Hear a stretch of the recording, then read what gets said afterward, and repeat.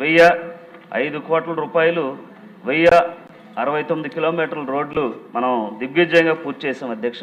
అలాగే అంబేద్కర్ విదేశీ విద్య పథకం క్రింద గిరిజనులు కూడా అందరికీ అందించే విధంగా ఈరోజు మనం పనిచేస్తున్నాం అధ్యక్ష. అలాగే ఐటీడీఎల్ ద్వారాగా 1,005 కోట్ల రూపాయలు 1,069 కిలోమీటర్ల రోడ్లు మనం దిగ్విజయంగా పూర్తి చేసాం అధ్యక్ష.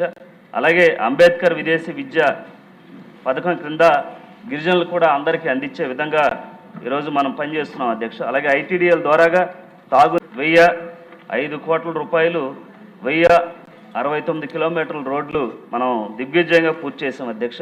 అలాగే అంబేద్కర్ విదేశీ విద్య పథకం క్రింద గిరిజనులు కూడా అందరికీ అందించే విధంగా ఈరోజు మనం పనిచేస్తున్నాం అధ్యక్ష. అలాగే ఐటీడీఎల్ ద్వారాగా 1,005 కోట్ల రూపాయలు 1,069 కిలోమీటర్ల రోడ్లు మనం దిగ్విజయంగా పూర్తి చేసాం అధ్యక్ష.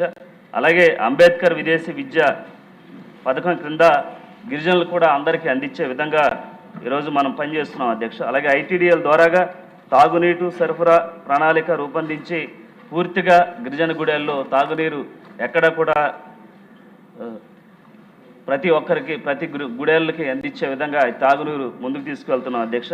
అలాగే ముఖ్యంగా ఈరోజు స్త్రీ శక్తి పథకం అరకు పాడేరు వంటి గిరిజన గుడేల్లో కూడా ఈ ఉచిత బస్సును కూడా అమలు చేసాం అధ్యక్ష. అలాగే ఈరోజు మన ఎన్డీఏ కూటమి వచ్చిన తర్వాత గిరిజన గూడాలకు సంబంధించి ప్రత్యేకించి ప్రతి గ్రామంలో రోడ్లు పోసే దిశగా ఉప ముఖ్యమంత్రి పవన్ కళ్యాణ్ గారి ఆదేశాలతో గ్రామాల్లో రోడ్లు పోసాం అధ్యక్ష. అలాగే గత వైసీపీ హయాంలో గిరిజనులకు చాలా ద్రోహం జరిగింది అధ్యక్ష. 16 సంక్షేమ పథకాలు గిరిజనులకు తీసివేశారు అధ్యక్ష. అలాగే జీవో నెంబర్ 3 మీద రివ్యూ పిటిషన్ కూడా వేయకుండా గిరిజనులకి అన్యాయం చేశారు అధ్యక్ష. అలాగే గిరిజనులకు చెందినటువంటి 3.5 లక్షల ఎకరాలని ఈరోజు వారు గత ప్రభుత్వాలు స్వాధీనం చేసుకోవడం జరిగింది అధ్యక్ష.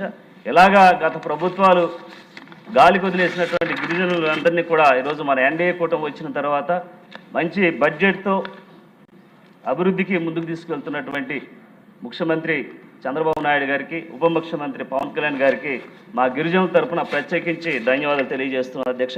అలాగే పల్నాడు జిల్లాలో బొల్లపల్లి మండలంలో ఎస్టీలు సుమారు 30,000 మంది ఉన్నారు అధ్యక్ష. అక్కడ వారు చదువుకోవడానికి రెసిడెన్షియల్ స్కూల్ కానీ కాలేజీలు కానీ ఏర్పాటు చేస్తే ఎస్టీలు ఇంకా చదువుకోవడానికి మంచి వెసులుబాటు కల్పిస్తుందని తమ ద్వారాగా ముఖ్యమంత్రి వారికి తెలియజేస్తూ ఈ అవకాశం ఇచ్చినటువంటి ముఖ్యమంత్రి వారికి ప్రత్యేకించి ధన్యవాదాలు తెలియజేస్తాను.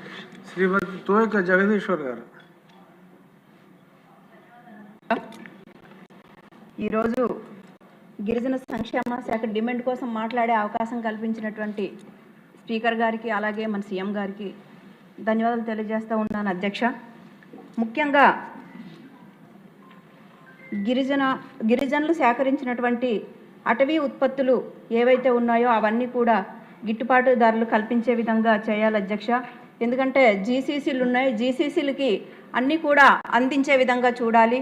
ప్రతి ఒక్కటి కూడా ఏవైతే అక్కడ పండించినటువంటి పంటలు ఏవైతే ఉన్నాయో అన్నీ కూడా జీసీసీలకే ఇచ్చే విధంగా చేయాలి అధ్యక్ష.